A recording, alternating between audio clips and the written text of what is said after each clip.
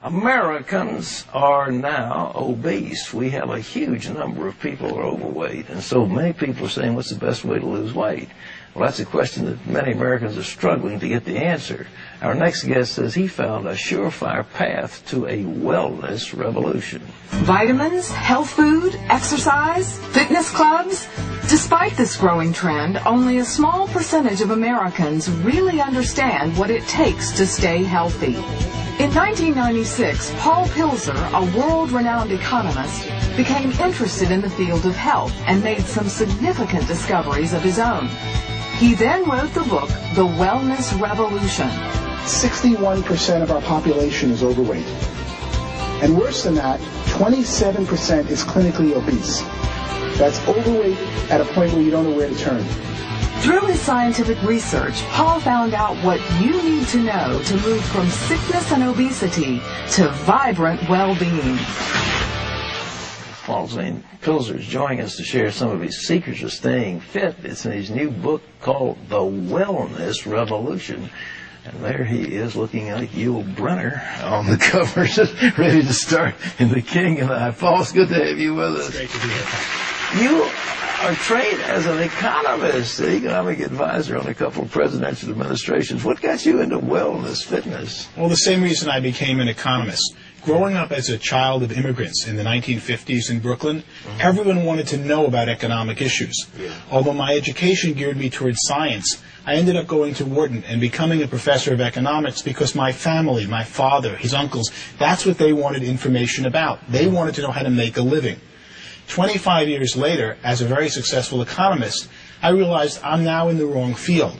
What people mostly need in the United States, the number one problem today, is health, as evidenced by the fact that 61% is overweight and 27% of our population, that's 77 million Americans, are clinically obese. That's shocking, isn't it? It's even more shocking to look at the trends. 20 years ago, the numbers were less than half that. So in the last 2 decades, while we're all talking about health, and it's all you see when you turn on the television or watch an ad, the population of obese and overweight people has more than doubled. That set me on a research quest to say, why is this happening? What did you discover? What I discovered was it was really an economic problem, not a scientific or biology problem. All right. In effect, we have a $1 trillion food industry in the United States. We pay farmers $40 million to produce food, but $40 billion, but $960 billion is paid to packaged food companies and fast food companies. The food companies in America today are primarily owned by the tobacco companies, and they make addictive processed foods. They study every one of their existing customers and say, how can I get them to consume more? The fast food restaurants know that if you're overweight, you consume 50% more at the cash register and only take up roughly the same amount of space. If you're overweight, you consume 50% more. You buy Absolutely, and you see it by portions of what people eat.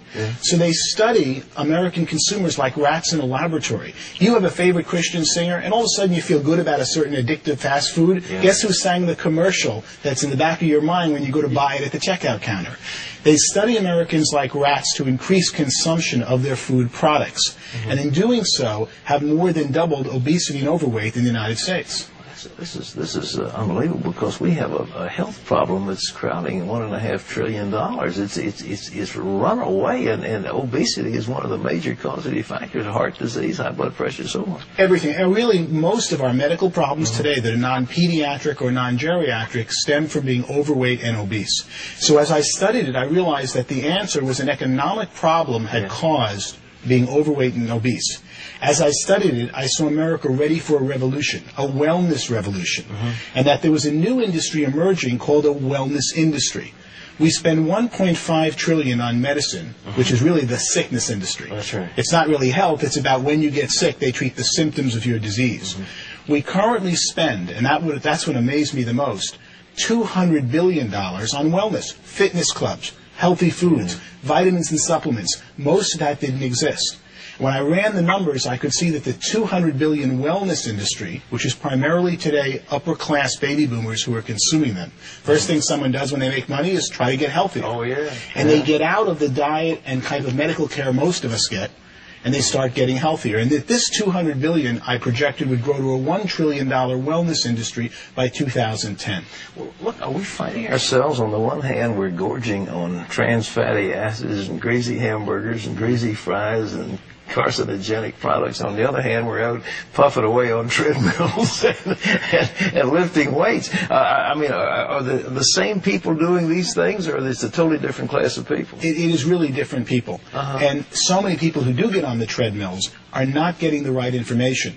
The problem is that the food industry controls, in effect, our television. Look at most commercials today for television shows are food companies. Sure.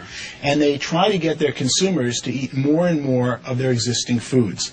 As the food industry focuses on those who are overweight, they make them more and more overweight. And then when someone says, I want to lose weight, I want to get healthy, they get misinformation out there because they've got this industry that controls our media that is constantly saying, how do I get you to eat more food? What should people do to lose weight? What are the tips?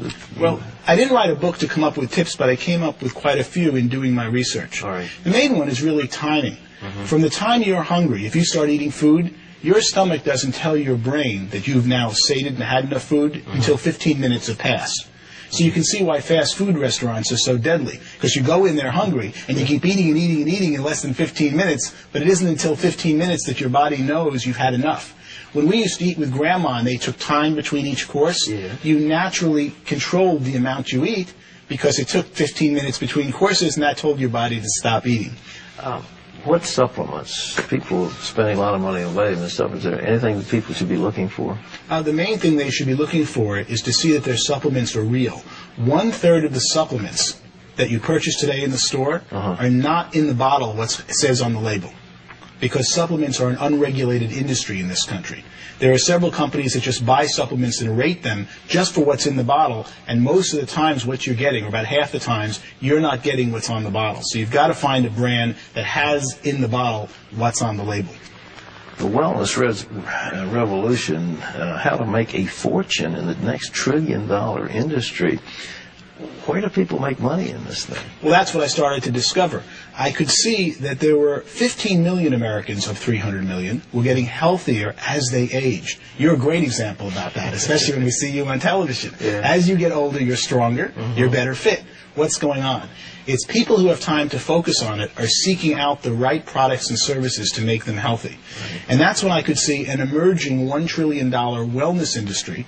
One of the most surprising parts of my research was to find that it already reached $200 billion. But if you think of what you now spend on supplements, on fitness, on weight training, and time and money that you never dreamed you even needed 20 years ago. That's exactly right. You are a very typical consumer of this upper crust that's becoming and will become the entire nation, I believe, as this new wellness industry emerges.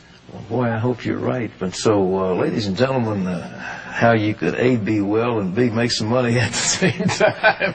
This book, The Wellness Revolution, where you can get it? It's by Wiley Press. Is it available in the bookstore? Should be in every bookstore around the country. Paul Zane Pilzer, thank you so much for being with us. Thank you very much. It's a real honor. All right. Terry.